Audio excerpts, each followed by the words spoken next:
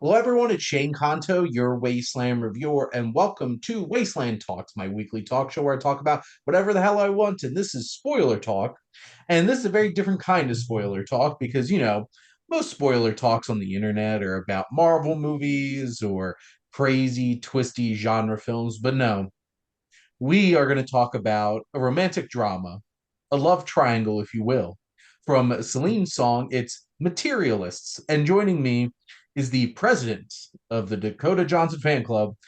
It's my buddy Rod. Rod, thank you so much for coming. Thank you for having me, Shane. Hey, Shane's intro is all about, he wants to talk about whatever the hell he wants to talk about. Well, today I'm talking about whatever the hell I Rod want to talk wants. about. This Yes. is exactly what Rod wants to talk about. And we have a young, ambitious New York City matchmaker finds herself torn between the perfect match and her imperfect ex. And I would like to throw out some of the discourse before this, before this movie, because one, shitty trailers, from A24, because obviously they were trying to sell this as a rom com and probably trying to get the rom com crowd. And I'm not surprised that this got a B minus cinema score because it wasn't what people were told that it was going to be. Yeah. Um, I'm like, these trailers are a lie. This is not going to be a rom com. Mhm. And it wasn't. So correct. And then I know there was a lot of discourse, especially amongst women, wanting for a change for her to pick the rich guy who could give her a good life and stuff like that instead of picking the ex that's there's a reason that they weren't together anymore. Which I feel like that's without context because there's a lot more context in this movie that makes this a lot more interesting of a dynamic. And lastly, my wife specifically wanted them to be a thruple by the end of this movie, and I guess we'll start there. Sadly, no, Jess, they were not a thruple by the end of this movie, and nor should they be. But we'll get into that. But Rod, what were your general thoughts on the film before we dive in and get into the details? Well, first, I do want to say, 'cause I have seen this twice, and both times, just leaving the theater, you can just feel kind of some audience disappointment that they didn't get quite the movie they were marked, that was Mm, advertised to them. I felt a bit of. I mean, it just told the whole vibe, and just especially the second time I watched it, I took my mom to see it the second time, and just the whole mm, vibe from the audience, like they weren't really laughing a lot. They were kind of chill. I think the vibe was just disappointment, and so mm. that B minus doesn't really surprise me at all. And I'll be surprised. I know it did well opening weekend. I'll be surprised what the drop off is second and third Yeah. weekends if the word of mouth is good or not. But my overall thoughts on this chain, where this is another home run for Celine Song. Again, taking something personal that she did in her own life, because she was a matchmaker, Mm. uh, and I wanted like an hour interview, just someone just to interview Celine Song on everything she's done in her life, because she's been through a lot. And isn't her husband Barry? Is it Barry Jenkins, her husband? I don't, I cannot confirm nor deny that, but I I, will I do research while you continue to talk. I thought it was Barry. No, I'm thinking of somebody else. It's the guy who did Challenger, Shane. Um, Not Barry Jenkins. It's the person who did Challengers last year. Was But it? yeah, I forgot the guy's name. I'm thinking of Barry Jenkins and the Oh, other person. married to Justin Kuritzkis, Yeah, I don't know why I thought who Barry Jenkins. wrote Challengers, right? Challengers, yeah. Yeah, there you go. But anyway, not to go off on that tangent.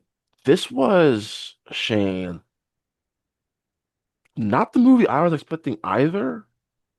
I mean, I don't know. Honestly, Shane, I didn't know what I was expecting more of a drama than a comedy. Hmm. And I will say it's definitely structured, especially like in the first act of kind of like it has that rom-com structure. But I mean, once like Chris Evans gets into the picture and she starts dating Pedro Pascal, like it really becomes something more. Hmm. And I loved this kind of deep look into what we define as love. Because that's what it is. It is an exploration Yeah, of what we all define as love. because I think we all kind of expect look for something different. I mean, from Lucy and Harry, right? That's the guy's Pedro's. Mm, Yeah, from their relationship and kind of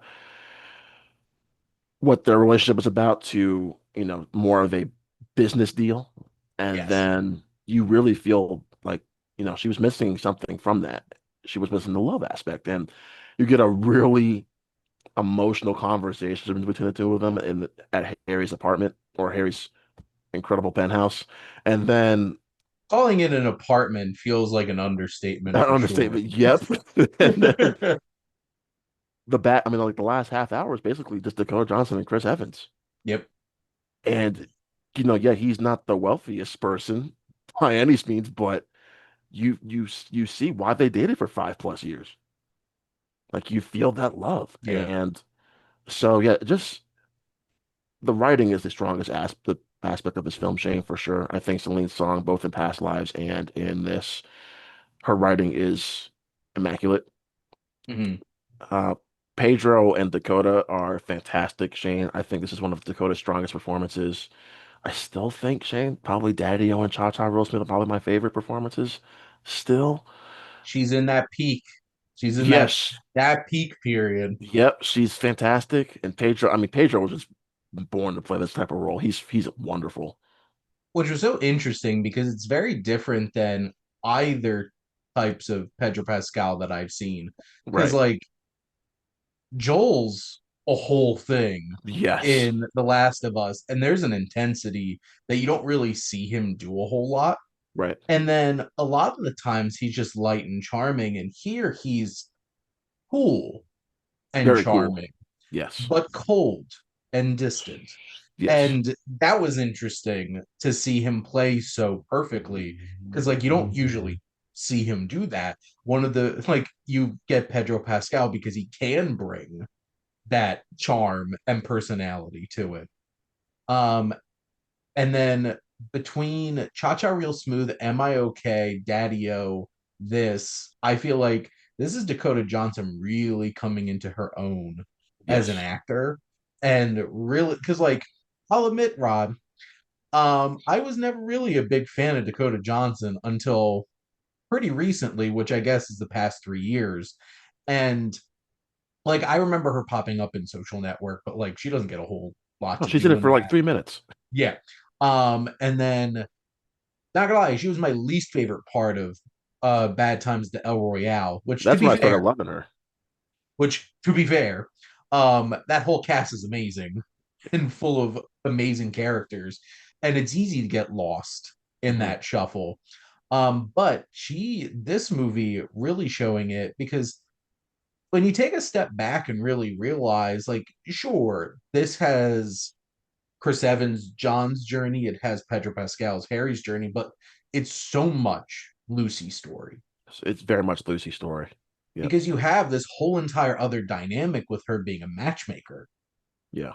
and seeing how she evolves through the film specifically with that is compelling because you know at the start she's like wheeling and dealing, she's doing her thing. Hmm. um One of my favorite moments of the film is when she starts not having it anymore, and you have these three clients that she's talking to, and she just goes off on them. And Hmm. like I was, how it was staged, I was half expecting this to be like, this is what they said, this is what she wanted to say to Say, them, and then you hmm. realize this was not what she wanted to say That's to what I them. was expecting the whole This is time. what she said to them, and I'm like, oh, because then you have that whole conversation with Marin Ireland, her boss. Dude, she's fantastic. I loved her. She was great.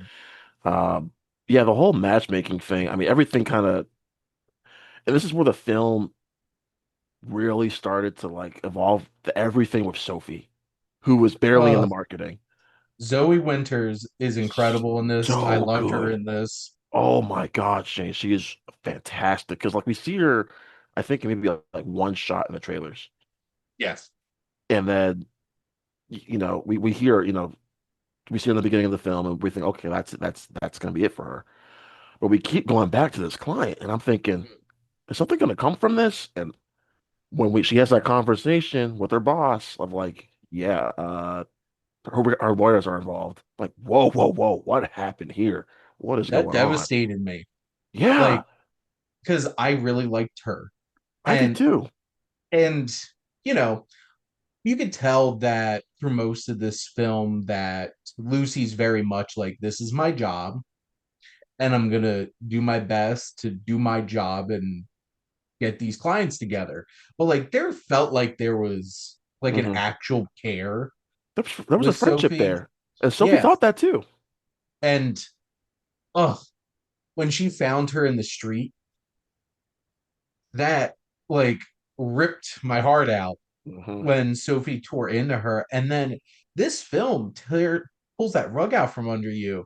And that moment later in the film where scumbag John Magaro shows back up at her place, and so and Lucy has to show up and be there for her, and like that interaction's like that's how this film's different Yes, than what you would expect, like some light, charming, sexy socialite rom-com that the trailers gave this off as. It's like, no, this is a really challenging film and makes you really think about, because through this matchmaking thing, this is what online dating is. It's all math and algorithm. And as somebody who teaches statistics and hmm, analytics and has a master's in accounting, I love math, but love is not math.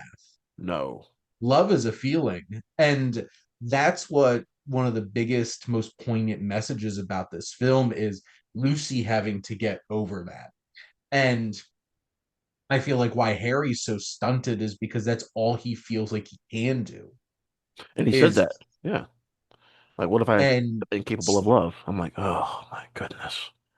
which I think I think it's easier to go over Harry's the dynamic with Harry first, because honestly it's a lot smaller of the film than you might expect. Like you Yes, pointed out, the last half hour is her and John, but you know, they meet, they start going on these dates, and then you have that one dinner where they're together and where they put all their cards out on the table. love that scene. Yep, incredible. And Dakota Johnson's amazing. Pedro Pascal is so smooth and cool in what he's doing in that moment. And where she's like, "Why are you with me? Like, I am, you're like leaps and bounds out of my league." And there's a moment where Harry is like, you have, you underestimate your assets, which Yes, also is an important thing to point out too, because financially, Lucy's doing pretty darn good for herself. So to right. be frank, she can afford to be in love with a poor actor. So like Yeah, that whole entire element of it. But like the fact that they see the world in the same way is what draws them together. And what he appreciates about her is because he does see everything as a transaction. And the saddest piece to that is because he doesn't think that he can do anything else. right. And I think, there are points in this movie, Shane, where I'm like, is she gonna end up with Harry? And it's a small moment, but when they go see John's play, Yes. and they have that moment where everyone's laughing except for those two, and I was like, it was little moments like that, the dinner conversation, where they, like you said, where they put all their cards on the table, and this whole time thinking to myself, Shane, she thinks so little of herself. Like there's a lack of self-confidence in her. Like Mhm. and I'm glad that Harry's character points that out. I was like, you're underselling yourself so much Yep. here. I forgot the exact line he says, but he sees something in Well, I her, know and he under you undervalue your your assets, assets. Thank you, thank you. which is the And most accountant way of putting that, because yep. Well, I want to ask you, Shane, like there are parts that both times I'm seeing this, I'm thinking, I think there was a, I think he did love her somewhat, but then I'm thinking there are other parts of me. I'm like, okay, She spent one night at his place, and she's already getting the key to the kingdom, like literally the keys to the penthouse, and then he walks away and leaves. That was smooth. That was Yeah, smooth as hell, though. so It's like smooth. him perfectly setting up that glorious breakfast, him on the phone, handing keys, and just strolling out in his sexy walking suit, and just like, damn, that was cool as hell. But there is one moment in which you brought up, then they're not laughing during the play. Hmm. The moment for me where I realized, because like I feel like a lot of people would go in expecting like, well, this to be some kind of like balance, like I'm in love with both of them and I don't know what to do. It's not that. No, not at all. Mm. Because the moment when she can't sleep because of that conversation she has with her boss about what happened to Sophie, Yeah, not once does he pick up on anything's wrong. not once. But Mm-mm. at the bar after the play, it took John 2 seconds Yep. to realize that she wasn't being herself. Hmm. There is a coldness and a distance to what arrangement there was between Lucy and Harry. It's not love and it's not a real relationship. It's not. It's not a real romantic relationship. It is a strategic coupling, to put it very like cold and distant, like their actual dynamic is.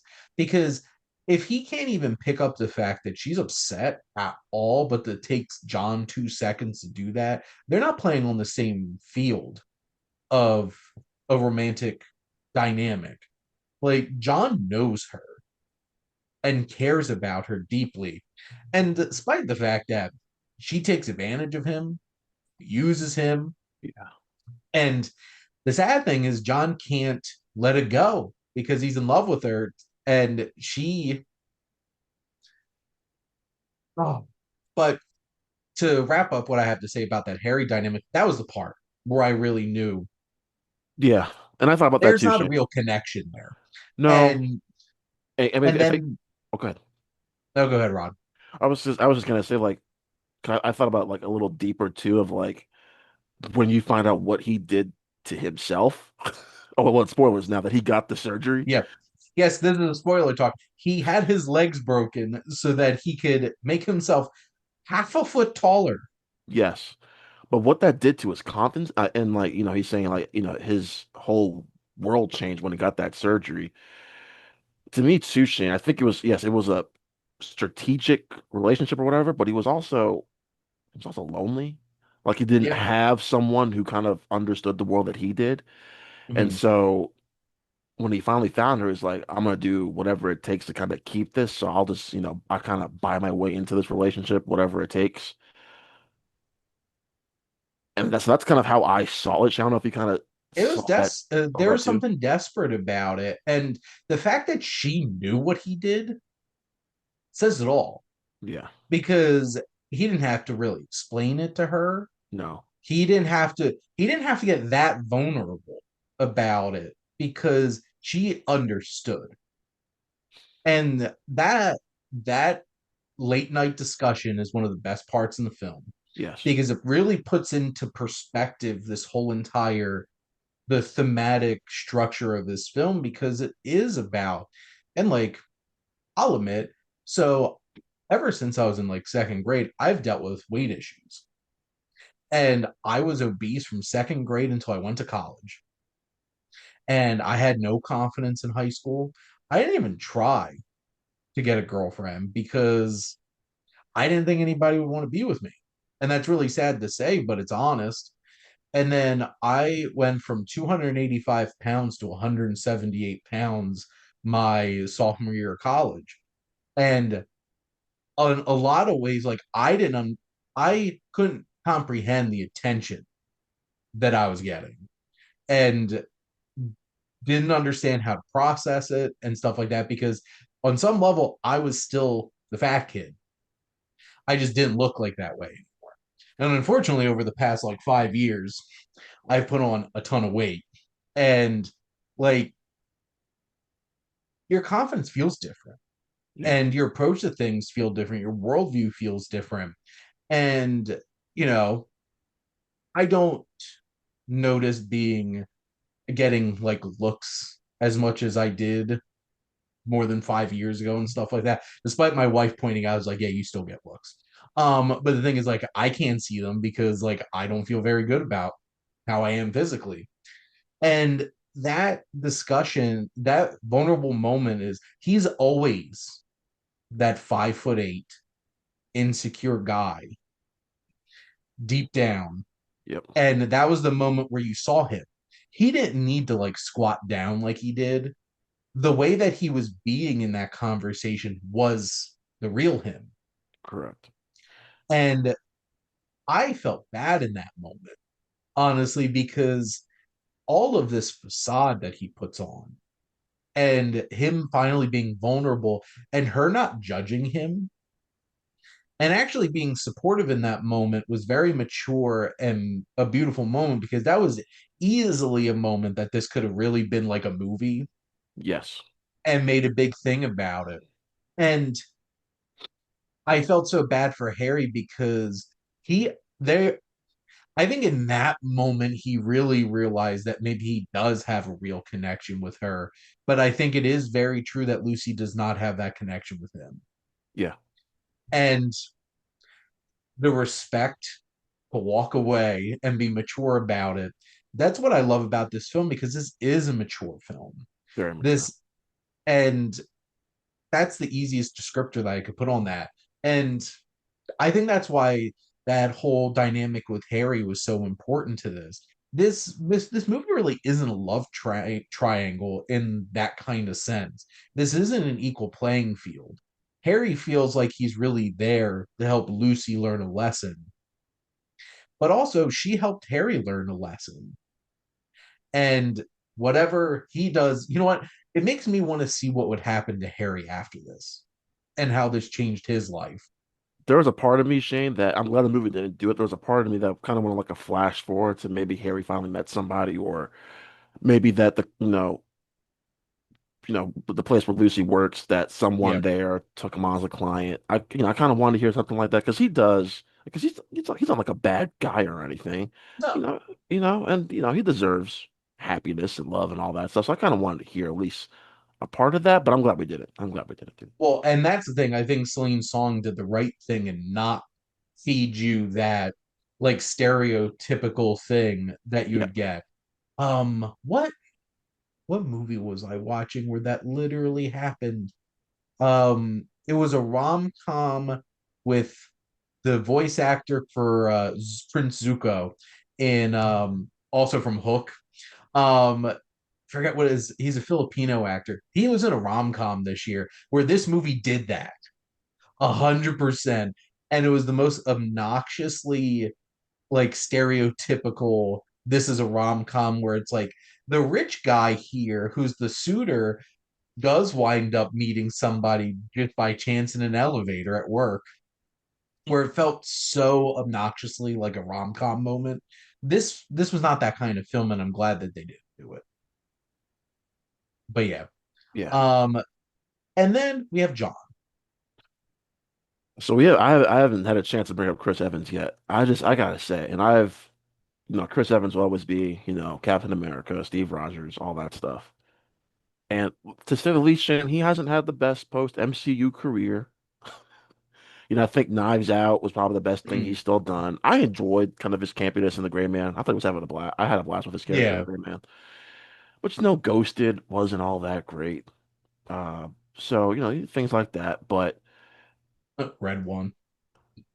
oh, I forgot about Red One. Yeah, that wasn't great either. I didn't hate it. It just it was okay. Shane, this might be my favorite Chris Evans performance ever. It's great. It is so down to earth. It's vulnerable. It's raw. I haven't felt that connected to Chris Evans Mhm. in a long time, maybe ever, Shane. Like, because yeah, he's Captain America, and he's playing a fictional, and these are all fictional characters, but there was something here, Shane, where I was able to just connect with the guy. And Yep. maybe it's because I think, not just for myself, but a lot of other guys can probably connect with him on some way, shape, or form with his character. Whether it's him being broke or being used by a woman, but still being in love with them. It's just like I I felt so much for this character and just connecting with him on that level from the way it Well, was written to the and performance. and how cold and distant Harry is. Harry is the antithesis of who Of John John. is. Yep. Because John is an open nerve. He can't hide his feelings. Mm-mm. And you see and feel everything, which is why they're the kind of couple that will argue in public. Mm-hmm. And why Harry is not that kind of person, because Harry buries every single drop of emotion down deep, and John has it on the surface of the skin at any given moment. And there's so much emotion and so much vulnerability that Chris Evans brings to this character. The frustration, that moment where he walks out, steps on the used condom, lashes out on his roommate, and that damn mirror cabinet would not shut. The level of frustration was palpable and so relatable and so real. And that's what's so incredible about Chris Evans in this movie. He leaves it all out there. And that's the thing. Love him as Steve Rogers. Captain America is still my favorite character in the MCU. Pre that was a lot of him being like an asshole in movies, and he's really good at it. Right. Um, and outside of Snowpiercer, I don't think there's a whole lot of other movies where he's shown this level of depth of emotion. I will say Gifted also did that. Gifted, there was, Oh, I do love Gifted. That's a yeah, Gifted was wonderful good. little film. Yeah. Um, and here he puts it all out there, and like you feel for him when they're getting super romantic at that wedding that they crashed, and he storms off, and you that's there's three conversations in this movie that elevates this movie. It's Mm-hmm. the late at night in the kitchen with Harry conversation. It's this conversation, which he put it all out there. And also, Dakota Johnson's killing it too as Lucy when she's like, "I broke up with you because you were poor." Yeah. And what does that like? What does that say about her? Mm-hmm. Oh, and also that flashback when they did break up. Oh my god! Woo! It And was at yeah, that moment, Shane, too. I was fiery. like, yeah, I was like, I, I want to hate you, Lucy, but I get it. I understand why you're doing this because you don't want this for the rest of your life. Who wants to But be arguing with somebody about $25 yes, like that? because then I'm also mad at Chris Evans' character for like, or at John, because like, dude, you can change. She just wanted to see some type of growth from you, man. Just change. You're just going on a cycle. But yeah, he's the same exact person in Yes. the same exact. It doesn't the him being the same person is not the issue. It's him being in the same exact situation is the issue. All Yes. these years later, and that's what makes that next conversation Oh. outside of Sophie's apartment so great because I'll pick up other shifts. I'll get a job at a restaurant, Hmm. and like he finally realizes that it's not for her. It's for him. It's for him. And that was one of the most important moments for John in this film was that he realizes that he needs to do this for him. You're no good in a relationship unless you're taking care of yourself. And he hasn't been taking care of himself for years. Yeah. And I think he keeps masking it as like, I need to do this for Lucy. Once you realize you need to do it for you, is when you can really make change. Yep. And the fact that he does have that self realization is what makes Lucy be able to be with him. Yeah. And like, that little moment they have in the park at the end, that's a nice little anniversary thing to do. Hmm. And here's the thing, and I think personality goes a long way in terms of like what you bring to the table watching a film. As I'm sitting here as Vacation Shane in my button up with Marlins all over it. Um, I am not the kind of person that even on a special occasion wants to go to a fancy ass restaurant. I get pissed off when I spend more than $20 on them, which is very hard in 2025 at this point, no matter what the hell it is. Yeah. And like, money does not mean that much to me. But I also grew up poor. I grew up in a situation where it's like money does mean so much. And even just a little bit of money can go a long way with things. And like that little ending made me happy. And you know what? It's perfectly okay that Lucy has this different level of taste and like she wants to be able to do those things. And to be frank, she shouldn't be judged for it. To be frank, she could also afford it, like with her own money. So Right. like this is what's so interesting about this film is like, I feel like people who have a very strong uber romantic perspective on the world, this might burst their bubble a little bit and pop their balloon because like this movie doesn't take that approach to it. It takes a very pragmatic, very mature way of looking at things. And John and Lucy both had to have self-realization for them to realize that they could actually make their relationship work and live out that love that they have for each other. Yeah. And I think that's what makes this film so beautiful and makes it, because like on paper, if you just describe what happened in this movie, I'm like, well, that just happens in every rom-com. But when you look at the details, this is not a rom-com. This is not your standard kind of affair. And that's what makes this and Past Lives so poignant, is that Celine Song finds something deeper Yes. to be able to explore in it. And I don't think this film, unlike past live Shane, is perfect. I do think for me, I was taken out of the movie just for a second with the whole I gotta go back to uh Sophie's apartment and help her with Yeah. this. It just felt a little too like from another movie almost. I feel like I know why we got, the point of that, to get to this certain destination, but I feel like we could have took other avenues to get to that point. It to me just felt a little too like thriller-ish, you want to Well, say? and there was a bit of a total shift there that Yeah. kind of came out of nowhere, Yes, to be honest. And I think the results are important and significant, and that conversation that they have is essential to the film. But yeah, I can definitely see like that felt a little clunky, it did. how that like slipped on in there. It did. And that's my only, really my only negative, Shane. It's just like that tiny bit of the movie. Well, and I just want to throw some praise out to one, um Daniel Pemberton. Great score.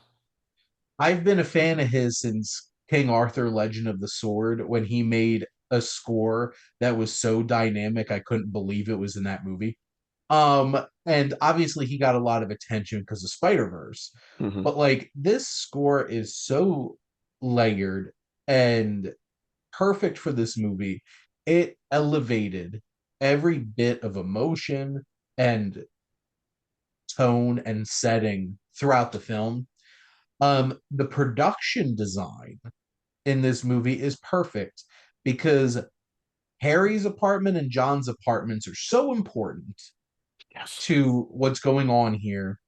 And my jaw dropped when you have Lucy, after she eats that immaculate breakfast, Right. sits down to make those phone calls, and you just see that shelving unit, that bookshelf behind her. I'm just like, Yeah. I want that in my home. And it's just like, it hit that. I'm just like, and then everything in John's apartment is just perfectly shitty. From like everything looks like this is a bit of a hot mess, all of it. And if those things didn't hit the way that they did, it's not, it wouldn't reinforce just when the production design can have that much of an impact on the characters and the Hmm. situations. I think that's important to point out. And this is not the kind of movie that you would expect production design to have any, like, this is not the kind of thing that you get awards attention for. There's no castles. There's no like all of these different kinds of like period things. No, it's just it really understood the job and really delivered. Well, I think it means so much to Celine though, and just how the way she tells her stories Mhm. that I think it elevates the material almost. There's this movie called I saw it way like a couple of years ago, Shane from Cognata, yeah, um, Columbus with John Columbus Cho. is great. Yes, and so much of that is just looking at architecture, but it means so much to the film because you know what I Yes. mean. So, and I'm not saying this has like Columbus type of architecture and stuff like that, but it just elevates and it means so much just those little details to the overall story. Um, Absolutely. just the way Lucy's looking at this apartment as they're trying to get intimate. It's just Yeah. like, oh my God, I've never seen a place like this before. It's so No. funny. And there's a lot of subtlety in the filmmaking in this that I would say is exquisite. This has Yeah, an exquisite feel to it. The blocking, the framing of every shot feels so intentional.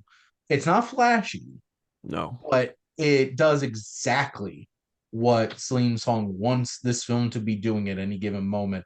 And you know, it's not like a Deacons where like you can tell like every single second it's supposed to be noticed.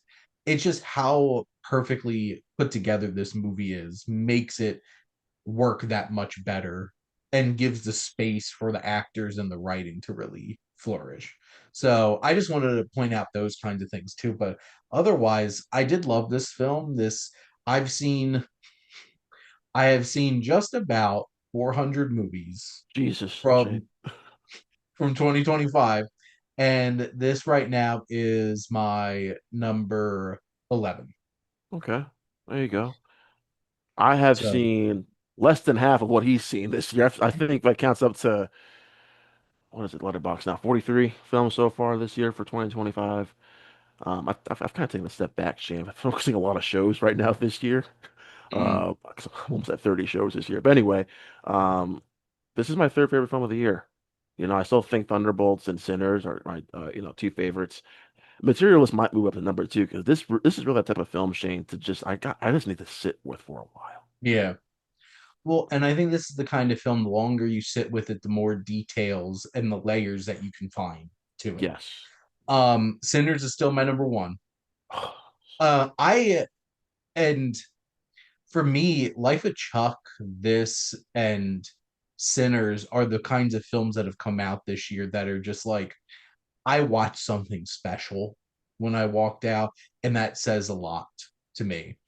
And like some of the other higher ones for me are like documentaries and stuff like that that have hit like a level of importance or a level of emotion. But like this is like it's exquisite. This film is a mature look at what dating and love and relationships are like today. And it's just an exquisitely made film. And uh, Celine Song's such a classy filmmaker. She is. And with past lives, that whole, the whole what if scenario and the whole what does it mean to be soulmates kind of a thing that, a look at soulmates. And then you have this where it's just all about what do we define as love. I mean, she has made one film that is perfect for me in past lives, Shane, which is still probably my second favorite film of the decade. And then this, Mm, which, given more time, Shane, I could probably say this is also going to be one of my favorite films of the decade as well. She has made my two favorite A24 films. I don't know what that says about me, there you but go. she is just, I can't wait to see what she does next with this whole esports HBO show she's Yeah, got going on. But she has really tackled the romance genre to perfection, Jane. I mean, absolutely. yeah, I love her. She's magnificent. And in a world where we don't get a whole lot of romantic comedies or even just comedies in theaters anymore, No, we don't. this is taking a new direction with romance, and it's so beautiful to see it displayed on a big screen. So I want her films to keep making money Yeah. so that they will put out stuff like this in theaters more. Because, like, to be honest, This is not the kind of film that a lot of people go see in a theater anymore, and it makes me sad. Well, it made 12 million this weekend. So that's for A24 there, that's fantastic. Because Yeah, these and I films get think made for this less is than next a to nothing. $20 million budget, Yeah, so it'll earn its money back for sure. which I'm sure three-fourths of that is just salaries. Oh yeah, I mean, with those three, absolutely. Yeah. Absolutely. But Rod, do you have any other thoughts about Materialist before we wrap up? No, I just want to say, Shane, like this has been a really great summer so far just for movies because there really is just something out there for everyone. And if you just Mhm. need to get away from the spectacle of everything, whether it's a Thunderbolts, a Mission Impossible, we're getting F1 in 2 weeks, right? Yeah, Is that 2 weeks or next week? 2 weeks. yeah. Um, we don't have a lot of, I mean, we have artsy films. We don't have like a romance film. This is the perfect film to go see, whether your significant other or, Mhm. friends, whatever. This is the perfect type of film to go see if you're trying to get away from the spectacle of it all. If you're looking for romance, check out Materialists. Maybe not Bride Hard, but I forgot about the movie. Shane, I am not wasting my time with that. I'm not even wasting one of my A-list on that. No, no, no, no, I just have no. a press screening for it in a couple of days, so I'll be going to check Why? that out Why? because I watch everything Rod. I that I do know. From the moment I mentioned, I was like, this guy sees everything. Yep, sure do. But yeah, this is an interesting summer with a lot of things for a lot of people, and that's good for movies, which means you should all go to the movies. At the end of the day, if you see small films like this, go see them Yeah. because otherwise they're just going to be dropped on streaming services, and Can you that's what imagine movies are going to turn into. if this was dropped on like an Apple or a Netflix? Oh my gosh, this would have been so overlooked. Makes me sad. Yeah. But I'm okay with this popping up on Max when it releases on streaming because of A24's deal. But like, this Right. should be in a theater first. They should. But those are our thoughts on Materialist. And obviously, Rod is the king of all things Dakota Johnson cinema. That's right. So, and she's incredible in this. And certainly, I think she should be up there right now in terms of awards talk for lead actress. It's June, so like most of those awardsy kinds of performances haven't come out yet, Right. but she should be. Just She putting that out there. if the Oscars were to, Oscar run over end today, she probably would have an Oscar nomination. She probably won't once, August, September hits. But funny enough, right before the movie starts, you get that trailer for Splitsville, which looks amazing. And that comes out in, I think, August. And one of the things that came out of Cannes was that she's amazing in it. So maybe that'll get it, Shane. Who There you knows? go. We shall see. But Rod, thank you so much for coming on and talking movies with me. It's always a pleasure, Shane. And thank all of you out there for always tuning in and supporting your Wasteland reviewer.